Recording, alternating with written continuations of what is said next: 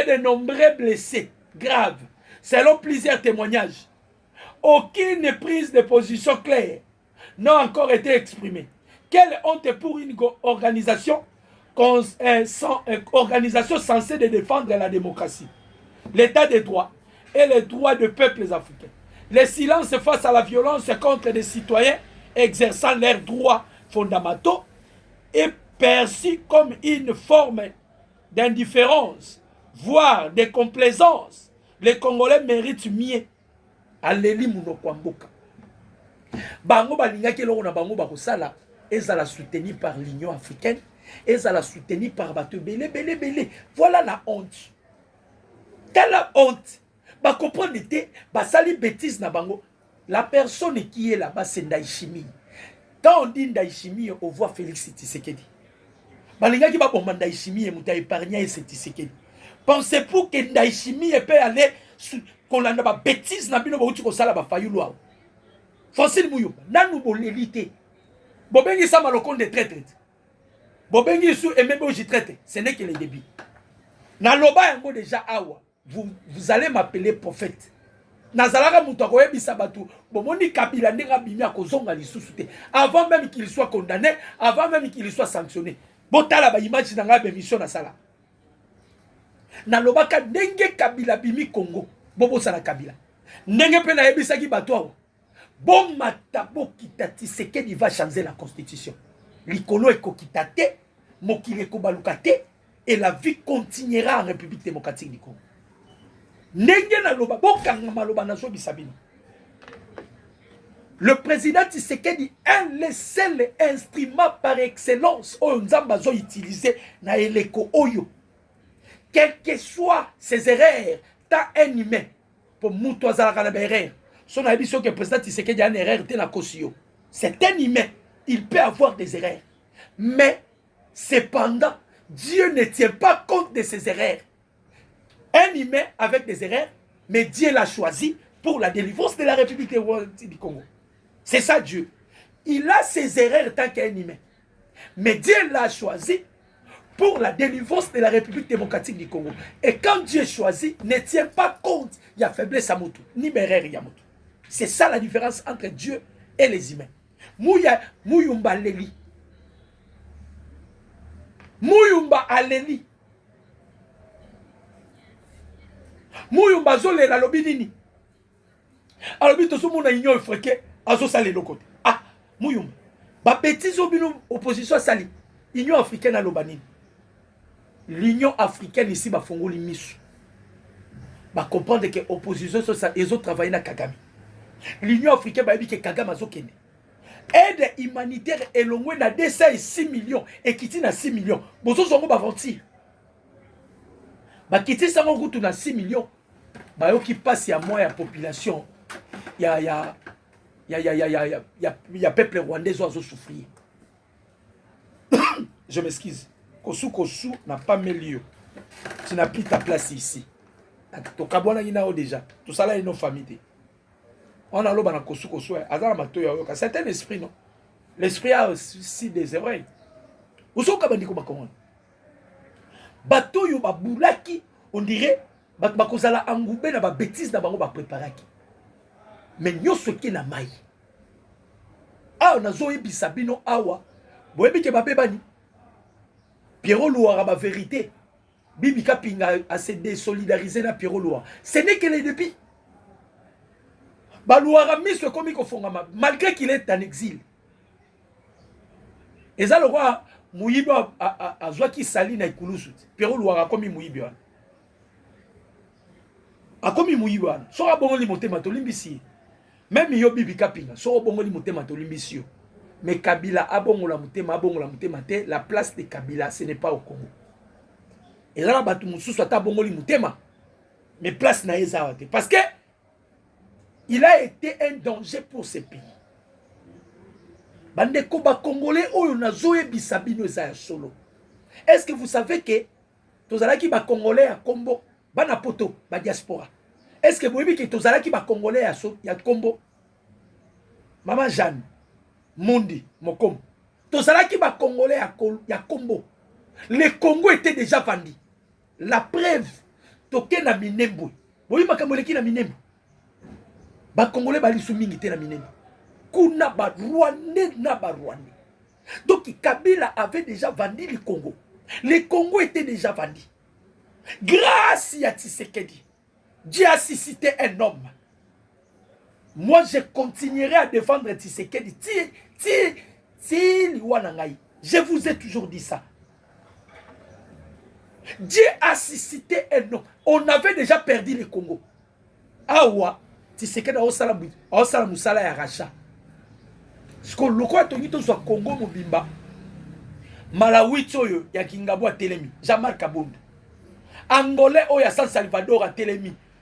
Delis Sesanga. Sénégalais oya wuti na Sénégal Pepe Kala Yambaye awa a Telemi. Martin Fayou. Et Penge cousin ya James Kabarebe ya Rwanda. Na Vuvuzela. A wuti soki na Ethiopie soki wapi ba ye ba Telemi. Ba komi siko koluka Congo. To délivrer Congo te. Parce que bango baza na service ya Kagame. Baza na posa to délivrer Congo te. Parce que ils sont au service de Paul Kagame. Mais bon matabo kita. Le Congo zo la délivrer. Je m'excuse. Bandeko boyoka décision ya mabe obazu pour na Kagame. Boyoka. Ngaite boyoka. Réunion Kotaki lobby. Depuis baebisi Kagame abima, bazo observer Kagame. Vous remarquez que les Américains vont aller l'autre bazo observer Kagame. Mais lobby ba Kotaki réunion d'urgence. Boyoka décision bazu pour na Kagame. Na lobby na bino. Kagame a obundaka na calendrier. A kopunda na calendrier. En tout cas, vous voyez ngeza pena kokaoka, vous comprenez. Kagame a kobunda na calendrier. Boyoka. Un sénateur américain moko na réunion wana, il s'appelle Walker. Il s'appelle Walker. C'est un sénateur américain. Bah kotaki réunion hein pour les États-Unis à disposer bah satellite. Batala soki Kagame penza hein azo respecter zo mimsa troupe na. Bah moni bah si Kagame s'est retiré mais Kagame amplifié les sous bitumba. Bah Américain bah vandi bah muto eloko nini zozoye. Toi on a besoin de boma muto te, toi on a besoin de humilier muto te. Mais azo continuer kaka. Total nan peut-être au bibis. Bah moni Kagame azo continuer les sous bah jeep. Bah moni na ba français parce que bah tie pena satellite. Et ça ligne des réseaux bah moni Donald Trump a beau pesa Macron loboko a balu kim Congo. Na lobaki botia ba jamais belé ba ndeko ba congolais pour na ko sécuriser vidéo na biso. Balobi c'est sénateur très fâché. Nabi nabino abimisi ba secret ya makasi. Boyo ka makambu sénateur wa lobi. Balobi boy. Le sénateur américain est très fâché. Il affirme qu'il en a assez. Boyoka. Abi qu'il en a assez des explications et des justifications de Paul Kagame. Abi tolebi ba ne osala réunion. Donc vous la réunion ba bimisi na ba image type na lobi. Ah mais c'est ici c'est pas pour qui? Sénateur on a. C'est Kagame ici c'est pas pour qui? On est assez na explication Kagame. Ba FDLR, ba mesures défensives, ba bloko. On est assez. Nabi na zotangela bino boyoka décision. Tant on a vu ça bino ke entre président Félix na Kagame mort na bango fa kufa pour qui m'écoute. Na vu ça bino. Entre président Tshisekedi na Paul Kagame na bango mibale moko fa kufa. Bino siko bo comprendre nanya ko kufa. Boyoka makam na zo ebisa bino pour bo comprendre nanya ko kufa. Le sénateur Alobi Boye, il affirme qu'il en est assez des explications et des justifications de Paul Kagame. Il considère comme trompeuse. Il ajoute qu'un jour viendra où la vérité éclatera et que certains certains iront jusqu'à Kigali pour lui demander de expliquer lui-même, selon lui. Kagame a trop souvent nié ou minimiser son implication dans la guerre au Congo.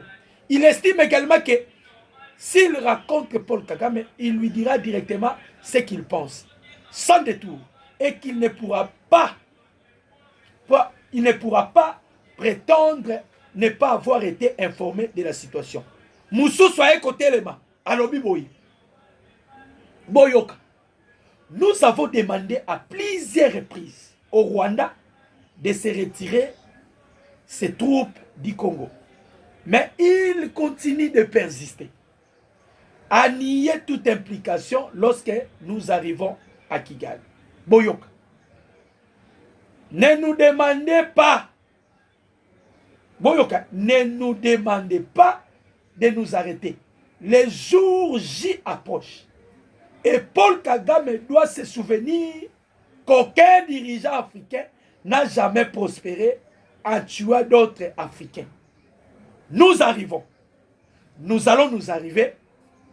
Et que le monde entier sache qu'on a supplié Kagame à plusieurs reprises de se retirer du Congo. Et Kagame continue de persister.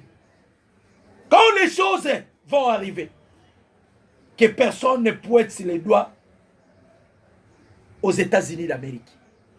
Boyoka. Quand les choses vont arriver, que personne ne pointe les doigts aux États-Unis d'Amérique. Balobi to supplié Kagame à plusieurs reprises. Tolingi mabete. Kagame, bimaka na Congo. Vous allez remarquer, bande comme Congolais. Bato ebele balobaka président Tshisekedi to frapper Rwanda, to frapper kaka Rwanda. Tala, bandeko, ceux qui président Tshisekedi a landi biso ba Congolais, mais to neto comme siko to comité. Bozo landangai ba diaspora. Bozo landanga boyebi.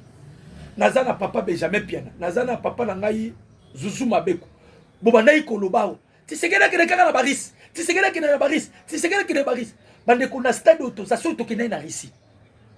Soki tokendaki na Russie. Vous allez comprendre que tozala biloko bele tondo tina mukonza mboka. Soki mukonza mboka kote na ba sentiment na biso. Mais na minute toza mabe. Bato ebele za eka Russie. Tu sais que ni quelqu'un na Paris, Américain baza bato. Les lots ko comprendre que vaut mieux collaborer avec les Américains. Les Américains sont des hommes honnêtes. Les Américains ba hypocrite. So ba lingyo, so ba boyo. Boyo listolote. Paul Kagame Nankuku akendaki susu Ameka. Soka koiko bobi ke Kagame linga bale mingi. Kagame akendaki ko Meka. Soki ba koiko PC visa na États-Unis ba bengani ye. Ba bisi ko Meka ko nyata makolonote.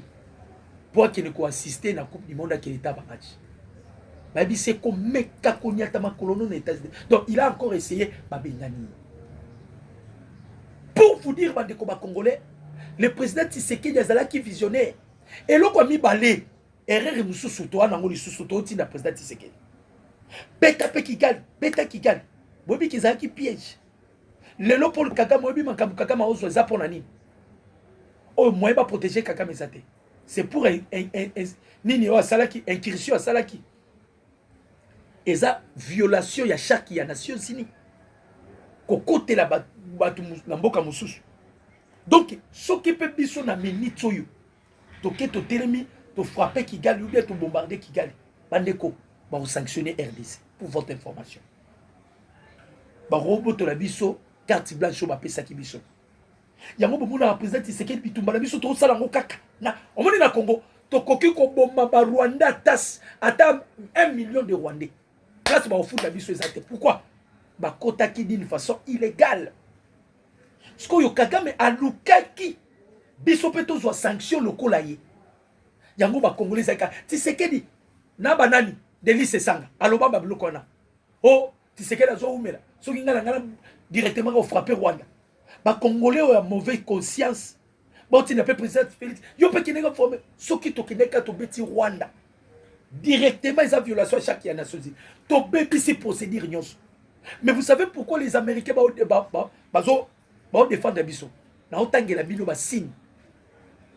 Président Tshisekedi ba tsengiye trêve humanitaire, il avait accepté. Président Tshisekedi ba sengiye ba cesser les faits à plusieurs fois, Tshisekedi a accepté. Et ba américain ba moni volonté à Tshisekedi. Parce que le chef de l'État misaki ba américain a bien na pouvoir te pona comme seigneur de la guerre. Na linga ngote. Moi je suis venu au pouvoir pour na kosunga mboka na ngai se développer. Est-ce que Moïse a dit aussi le Bitumba oyo? na kosala nyonso bokosenga nga mekimi ekota.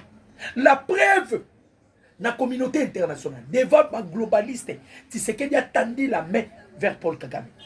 Abi Kagame, ngana okande tokosisa bitumbo. Na wakelo liboko, to solo la. Kagame abi Tshisekedi, tu es un pleurnichard. Lobi Kagame, par télégramme, azo tinda batu, azana besoin kutana Tshisekedi basolo. Azo supplier, azo senga Tshisekedi pardon, yakato solo la. C'est tout en moni to bengi simbusa nyamusi. À l'élite. À l'élite. Ah, ce qu'on va américain balobi, mokili, bomoni. Combien de fois to sengi Kagame abima na Congo azobimate? Bomoni. Parce que batu baloba kit, tango bakote la ki Maduro, bakanga ki Maduro, bakena Maduro na États-Unis pour qu'il soit gisé. Batu baloba ki, yango bomoni ya Kagame, les sénateurs basali appel na mokili. Balobi awa États-Unis zo senga Kagame bima Kagame zo bimate. Lorsque les États-Unis va agir, mutaya kotuna biso règlement de compte te. Mutaya kotuna biso justification te. Yango moni dossier à Kagame, ça devait passer par le Congrès américain et qui tient pas ya sénateur, tous les chambres bazui décision à unanimité pour corriger Kagame. Yango na ebisi bino.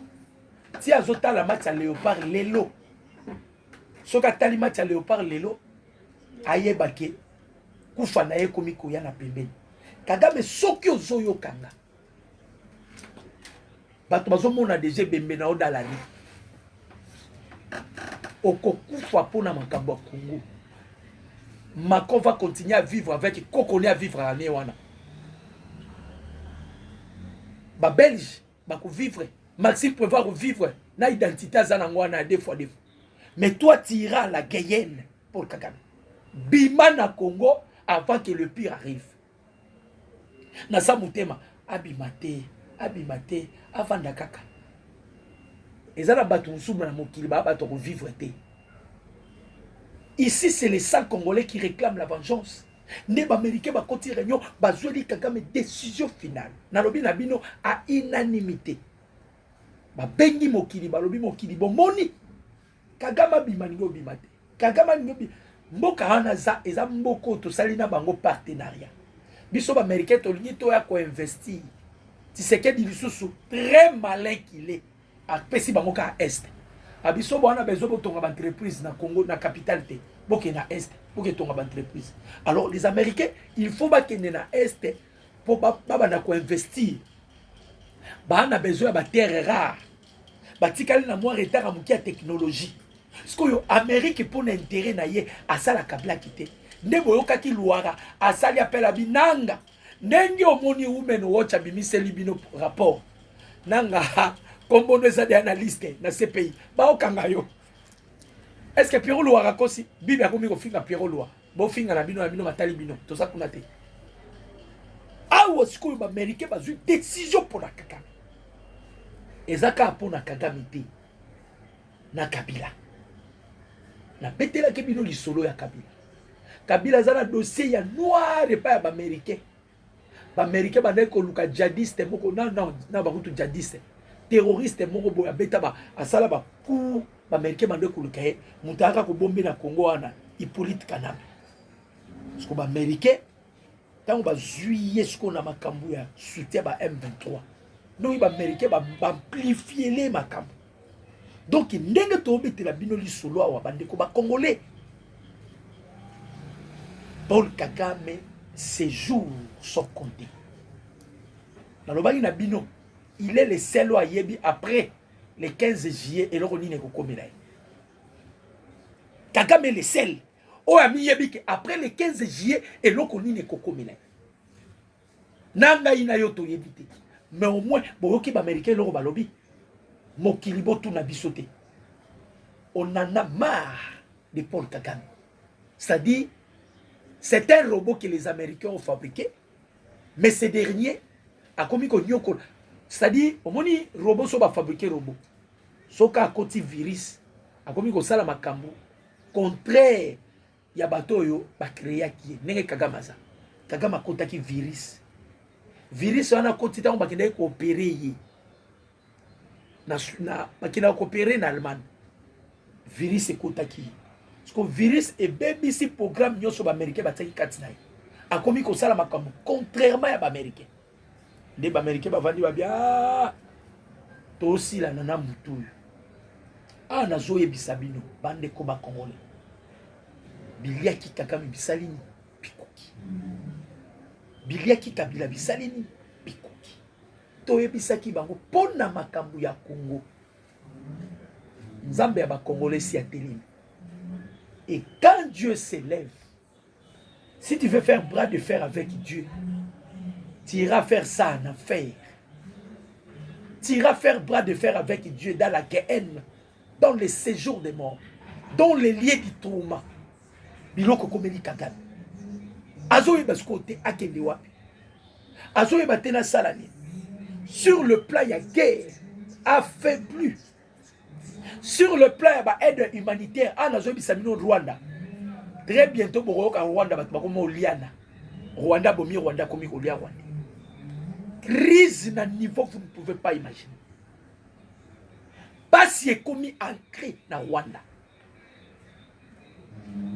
Les Américains vont aussi la blague. Donc, il y a une décision. Décision aussi qu'on va appliquer en gros.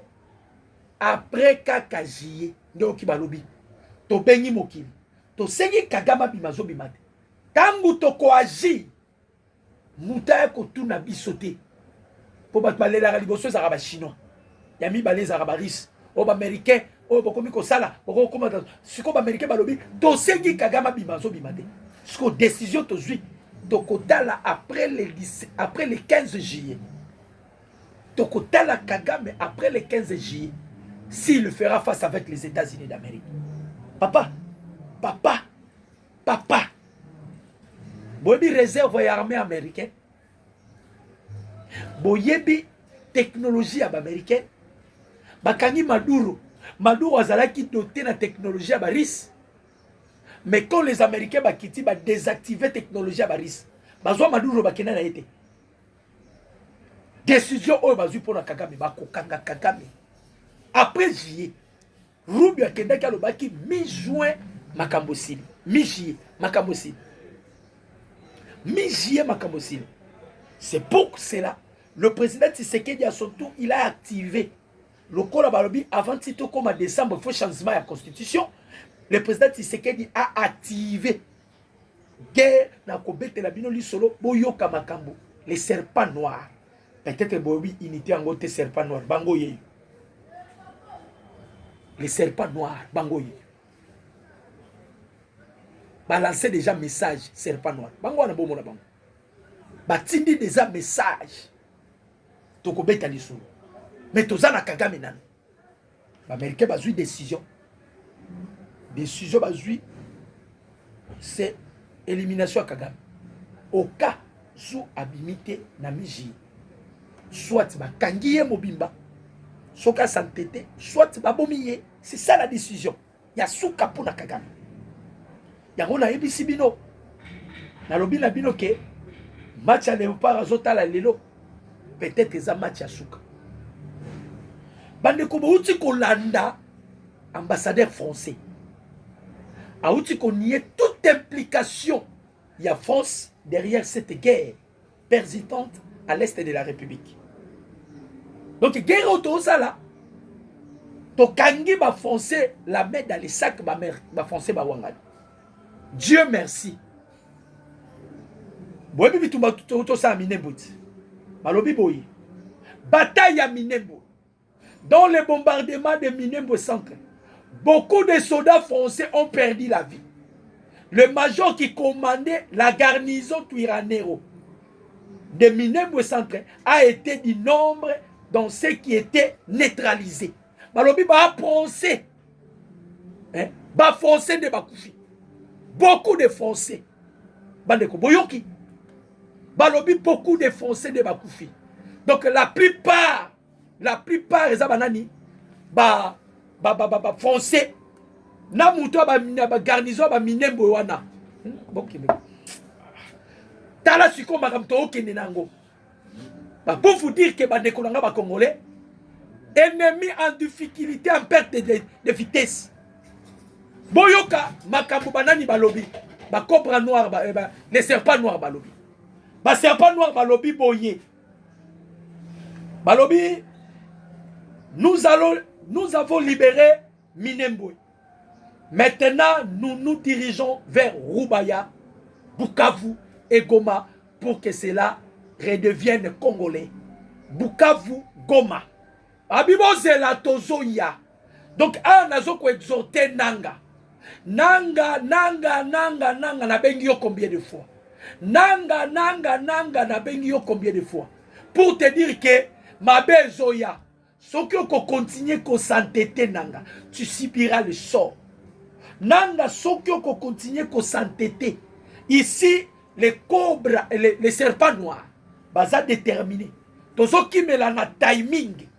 Le roi Paul Kagame, il pensait qu'il y a un seigneur, il y a timing. Mais tant, et balouki m'a béponaye. De l'autre côté, 12 soldats étrangers ont été capturés à Rouemba, dans le territoire de Minembwe, dont 7 de la nationalité française, d'originaire de Mayotte, et 5 brésiliens. Cette situation illustre une fois de plus l'implication des éléments étrangers aux côtés des mouvements terroristes de l'AFC M23. Il convient de souligner que cette opération a été menée avec succès par les hiboux et les serpents noirs, une unité nouvellement formée sous l'impulsion du commandant suprême, le président Félix Antoine Tshisekedi Tshilombo. Tokangi na ba français, sikoyo ambassadeur français yo uti ko wangana. Oh non, bisoko tutozo veiller sur l'intégrité territoriale. La France, on doit se séparer. Bokanga biloko wana. On doit se séparer avec la France. Tozako se séparer na bino na lombangu. Na lobi na bino na lombangu. Toka bwana bino. On se sépare avec vous. Na lombangu. Donc bandeko ba congolais, l'air n'est plus rwandais. Vous allez remarquer que ba rwandais basa en perte de vitesse. Paul Kagame atali calendrier azongi atali match à léopard atali calendrier azo po to ebisaki Kagame to ebisaki ye Tshisekedi aza elima oyo basisité elima wana oyebi forme na yete oyebi comment agir azoko agir te ba français mulumba ba olela te. Il s'attendait que les États-Unis parlent. Rubio a fait ses instructions que personne ne parle. Il s'attendait que l'Union européenne parle. L'Union européenne a lobby, parce que les Nations Unies a dit ça sont des bêtises. Bon, on l'a mis sur ma bêtise. Bon, on l'a mis sur ma bêtise. Bisika nyoso ba okene ko nyata ba prente na bango. Le monde ne les appartient pas. Tolobaki, ça c'est la délivrance de la République démocratique du Congo. Et vous allez voir des signes. Vous allez voir des signes. Donc, negeto zana biso awa. Bande konanga ba congolais. Nazo pesa bino information. Pour vous dire, batu na ki pona Minembwe tout comme ça. Papa, tozana Minembwe centre. Ba ennemi ba kima ki ba bati likolo. Ba kelaki kenai na banini boyoka nan. O les informations ya lobi na butu. La localité de Minembwe est tombée tandis que le combat des Hibou, les combattants des Hibou, le combattant des Hibou se rapproche de Rubaya. À une dizaine de kilomètres seulement, une avancée qui fait monter la tension sur le terrain. Dans ces contextes, les appels au dialogue se multiplient. Le président Paul Kagame serait désormais demandeur de décisions pour désamorcer la crise. Kinshasa n'a pas encore confirmé sa position officielle. Kagame a supplié Tshisekedi. Yaraskoto solo. Tshisekedi en tout cas, on est na aboé, na osengo sur le côté. Kagame a dit si président Tshisekedi. Ah ouais, osoka. Tellement que ton poussani déjà permet de Rubaya. Tu suis Minembwe. Celui tu suis Rubaya. Ce que Kagame a réclamé ni. Quand ceux qui t'ont libéré Rubaya, bandeko, Goma na Bukavu, bitumbe ezalate. Pour votre information. Na lobi na bino boye. Si on libère Rubaya, Goma et Bukavu, il n'y aura pas la guerre. Bitumbe ezalate. Ba kokima ya kokima. Parce que affaibli déjà dans Rubaya, on récupère. Le Kola Suko est commis en dizaines de kilomètres. Là, ce sont des hiboux. Après avoir coopéré mission na bango na ba serpent babandi siko se diriger Rubaya nde Kagame tanga moni mako abengi Kagame système na biso ko benda ta yebisaka Tshisekedi go solo Kagame bengawo soit éteint soit hors périmètre cellulaire Kagame benga atindi siko bato bokende boluka Tshisekedi eza question na tuni bino on peut dialoguer avec Kagame un Congolais. Si on peut dialoguer avec Kagame, beaucoup de commentaires. Si on peut dialoguer. On peut dialoguer avec Kagame. C'est une question que je vous pose. Si vous êtes d'accord, on peut dialoguer avec Kagame. Balobi, à l'approche du 15 juillet 2026, les avertissements de Washington à l'endroit de Kigali se multiplient. Les États-Unis exigent un retrait définitif des forces rwandaises du territoire souverain de la République démocratique du Congo, accentuant ainsi la pression diplomatique sur le régime de Kagame. C'est une question, parce que Kagame a commis la souka. Kagame a dit qu'on pensait qu'un jour, Congo a suscité Moutou, a quoi genué. Kagame a sengi pardon, a quitté Makolo. Tu sais qu'il dit pardon. Yakato solo ba congolais bokolinga to dialoguer na Kagame ozomona teke ezalo wa to kene ko dialoguer na Lucifer non pas Lucifer avec le diable ou Satan parce que Lucifer veut dire ange de la lumière, porteur de la lumière. Il était Lucifer quand il était au service de Dieu. Il est devenu Satan lorsqu'il a été précipité du ciel. To solo na Kagame a commis na souka. Museveni a commencé à activer maintenant papillon. Parce que Museveni ici a dit Kagame. Ah, on a protéger le pouvoir. Boyoka Mourozi alobara lisusu. Mourozi alobara lisusu. Or, les Américains ont décidé de deux pions. Oh, bah, salé la minute, bah, que Bangonde, bah, instaurer paix dans la région à Grand Lac. Bobi deux pions, on se fait ça banane. Moutali Bosso, président Tshisekedi. Moutami Balina, l'obali lisusu. Oui, bien. C'est le président Évariste Ndayishimiye. C'est le président Évariste Ndayishimiye. Monsieur Anderson, le numéro 1, il y a Africom. À Koutanina Ndayishimiye. Ils ont eu échangé avec Ndayishimiye. Ndayishimiye a bimé Bandiko Seka. A Seki. Ndayishimiye a linga Kagame à Tamukete. Kagame a linga Kabeta Ndayishimiye coup d'état. Kagame alingaki aboma Tshisekedi otindelaki biso miiko awa lelo komi na suka okomosenga bosola na Tshisekedi. Président Tshisekedi, si tu oses parler avec Kagame, même Nzambe na lolo akolimbisa olisute, Dieu ne te pardonnera pas. Mukonzambo kezana bato yo ata centimètre pas pour ça la pembeni note. Il s'agit de Kagame et de Kabila. Les sangs saigne à l'est de la République. C'est une question que je pose à Kagame. Toi, aujourd'hui, tu veux parler avec Tshisekedi parce qu'on commis dans Souka. Tu es asphyxié. Est-ce que tu auras aussi le pouvoir, Yakola Moussabato Yoboma, 20 millions de Congolais? Kabila a Kepa Lorenzo, a supplié Lorenzo. Kabila, dans le Bible, Kabila. Lorenzo a bengi président Tshisekedi a Bokeni. A Tindi Batu. Batu bakei obolimbisa Kabila alobi aza prêt azongisa tambongo mais aya na Congo. Réponse à bato bini. Président Tshisekedi abi mutna mutusi aponi nzela na. Kabila ndenga pona ki rébellion. Oh, il doit continuer avec la rébellion. Sikoyo, soki ndenga bakena na rébellion, ba réussissa ki ko renverser ngai. Bango ba ngai ko permettre ngala zonga na Congo. Eza question mkonzambo atuni Lorenzo. Ce qui n'est pas que la rébellion. Bazunguya, bakwesi ngai na pouvoir nanga.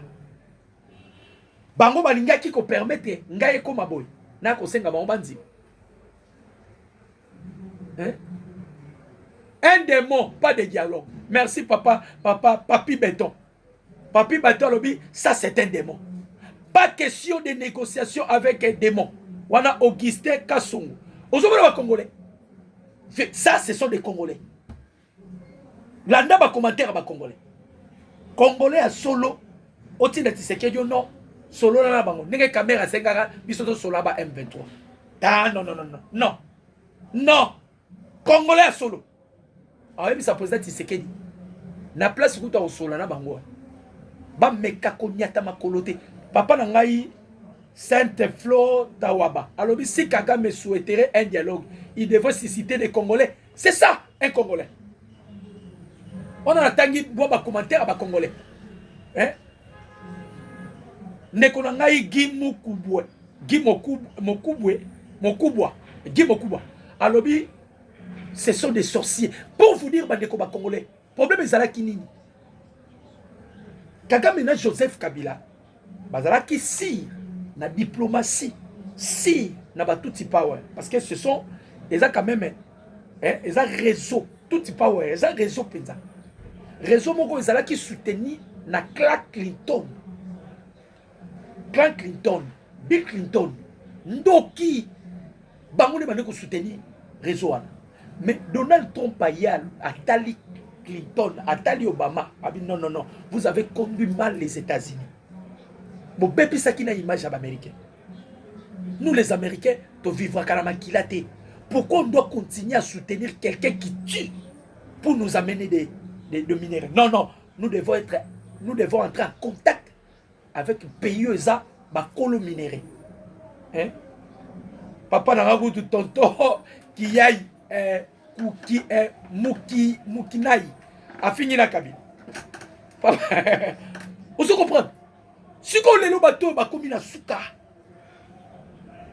na décision américaine bazui Kagame toujours comme ça à chaque fois américain bazwa décision basala Kagame mabe Kagame akoya na sima Tshisekedi omoni Kagame ndinga za akoyi koya ko kosa président Tshisekedi nena abu na bimisi batroupe nanga di batu na ruba ya bobi lukutam konza boka biso poto nzima Kagame abongoli motema fo Kagame yemo kwalo bon po bomo na pela ke na bimi na tie 1000 na Rwanda na frontière à Rwanda na tie 1000 ba Rwanda ba kota su Congo te comme ça ozeli biso ba nyarigabu osu ba Rwanda nyoso ba na ko bakei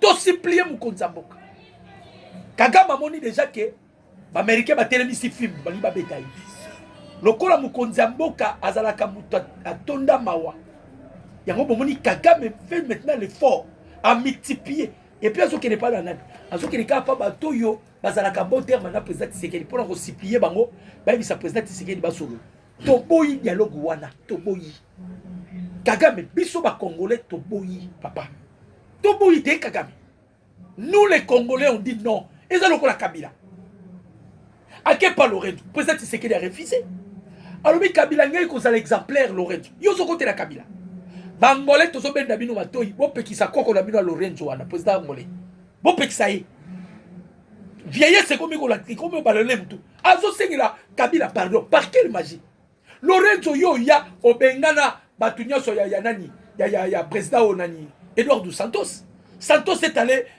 à Kerokufa en Espagne pour Lorenzo yo le komi donner des leçons au président Tshisekedi limbisa Kabila toko limbisa Kabila par quelle magie oh bo solo la kaka Lorenzo keba na yo batela Angola batela Sorisho batela bamboke bele Angola tika biso tosila na Kagame tokolimbisa Kagame te tokolimbisa Kabila te même ba fayulu oyo tokolimbisa bango te lokola bango basaligné derrière un démon qui tue des Congolais tokolimbisa bango te boyebisa Kagame les négociations sur luka négocier abanda ko négocier nanu na ba M23 alukela bango espace bakeni biso na Congo on doit plus pardonner Kagame là on toza déterminé tokolimbisa Kagame te Kagame azalaka na ba jewana bo remarquer bandi comme Congolais boyebi ke à chaque fois tozalaka monter en puissance hein monter en puissance à chaque fois tozalaka monter en puissance ba Rwanda ba ko sala invasion na bango awa ba mako ba sala eloko te so to lito banda ko yembe ko récupérer ba entité mako roye la biso awa cesser les faits N'engeka to beti minembu. Bobi que Macron a bengaki Donald Trump. Donald Trump a fait sa instruction sur un soi-disant cessez-le-feu. L'Américain va répondre à aider. A bengi bato Union africaine va faire sa instruction sur soi-disant cessez-le-feu. Bato Union africaine va répondre à aider. Moko to soit minembu. Et ça y a tata moi aussi ya Macron ou bien tata leki ya Kagame. Et ça mboka ba Congolais. Soki toko bunda poto zomboka na biso article 63. Nalobi na bino article 63 ya constitution so pesa biso pouvoir. Congolais nyonso aza na devoir sacré. C'est un devoir sacré de protéger son pays et son intégrité territoriale face à toute menace ou de l'agression extérieure. C'est l'article 63 de la Constitution. Nazala ngona mutu tous les articles. Et Zoloba, Congolais nous sommes le devoir sacré. Tu suis minembo, ba français ba osenga cesser le fait. Le quoi to boya qui cesser le fait, ba ko kotisa ba français. Bande ko ba kufi somo. To bomi ba français. Na misusu to kangi. C'est ceux qui français, na 5 brésiliens. Si ko yo ambassadeur français au Lobanini. Bo ute ko wangana awat. Bo ute ko wangana. Hein? Bo ute ko wangana. Bande ko ngai Kagame nano sibirte. Merci papa namoni papa nanga mo akomi Kagame za hypocrite. Merci papa nanga na réflexion. C'est un hypocrite. Hein? Un hypocrite, on ne peut pas collaborer avec un hypocrite.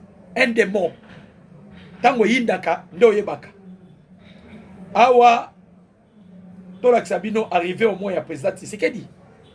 Couple présidentiel aux États-Unis. Les chefs de l'État yeyo. Couple présidentiel aux États-Unis. Yeyo. Couple présidentiel aux États-Unis. Yewana Mukonzamboka a commis aux États-Unis. Monier Yewana Mukonzamboka aux États-Unis. Pour quoi assister à match à Léopard. Yewana ayebisa bakamo botsabi tika banzadi. Yewana président Félix. Moni Mukonzamboka. Le cauchemar de Paul Kagame. Kagame soit moni bo mona na distingué première dame, Maman Denise. Et l'Onyamon a 2 ans. Distingué première dame. Kagame soka moni bo. Azoluka tellement tindagi batwa et puis si président Tshisekedi Kanda a vu avion qui était en match. Article ye kolongele awa Eberang. Eberang yonde oza patron. Ya matière à sécurité. Soki batinde lio batu Eberang yo solo na batu. Solo na batu. Mukonzamboka bimia kei. Abibia kei. Pona koyebisa Kagame. Soki okokoka kolamusa ba Congolo boma. Olamusi bango. C'est alors. To solo linayo. Mais nous besoin c'est que c'est le fait to zo minembo. C'est le fait. To zo rubaya, c'est le fait. Les hibou oyo ba okaka na bango c'est le fait. Les cobras, les serpents noirs, ba okaka c'est le fait. C'est le fait. Bango ne bazoya. Bon préparé. Bazoya, bon préparé. Espoir et sili. Ezala ba Kabila, ezala ba Kagame pour na bitumba ya este. Bande ko ezala ki plaisir to sola na bino. Ngai na bino to mona na pona match. La réussite ou la victoire de la République démocratique du Congo. Ezape victoire na biso. Président Tshisekedi a été plus loin. A délégué Tala Bavarez et que pas ba Congolais bazana Burundi, ba réfugiés Congolais bazana Burundi. A tindeli bango ba Varez à bivo. Bozala nese ngai moko Tshisekedi na kena États-Unis pour na joie victoire. Victoire est assurée certain. Biso to na problème na Kagame te. Kagame a problème na calendrier. Calendrier banani ya ba américain. Biso te. Biso te. Kagame au soit na calendrier ba américain pour négocier na calendrier ba américain. Mbote na bino ba Congolais, mon numéro c'est plus 243 89 63 95 965. Nzamba Pambola bino. Michel Sente Kelele, que Dieu te bénisse. Je dis et je vous remercie. Ciao.